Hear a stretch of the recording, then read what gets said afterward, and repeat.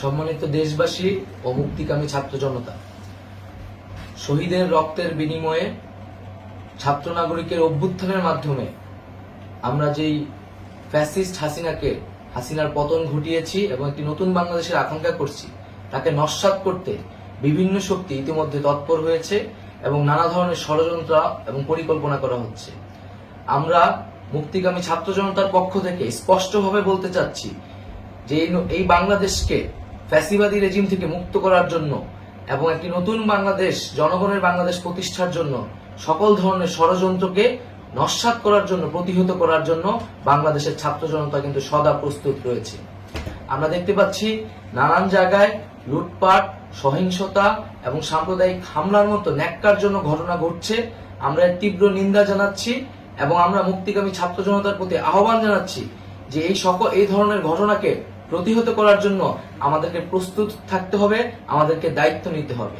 কেউ যাতে এই আন্দোলনকে নস্যাৎ করার জন্য এই ধরনের ঘটনা ঘটানোর সুযোগ না পায়, সেদিকে আমাদের সদা সতর্ক থাকতে হবে।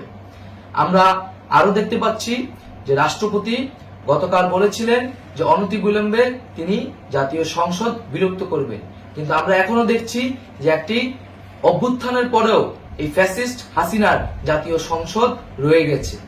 তাই আমরা ঘোষণা করছি যে আজ দুপুর ৩টার মধ্যে এই ফ্যাসিস্ট হাসিনার যে জাতীয় সংসদ, সেই সংসদের বিলুপ্তি ঘোষণা করতে হবে।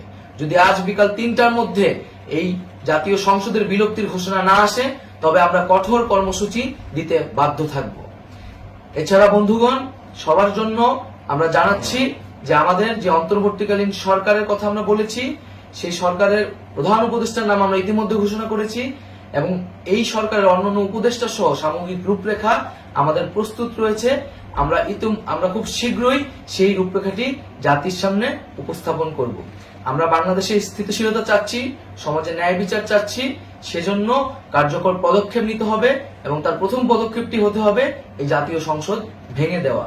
এবং সবার প্রতি আহ্বান থাকবে, আপনারা শান্তিপূর্ণভাবে অবস্থান রাখুন, শান্তিপূর্ণভাবে এবং অহিংসভাবে এবং সকল পরিকল্পনাকে, ষড়যন্ত্রকে নস্যাৎ করার জন্য সদা সতর্ক থাকুন।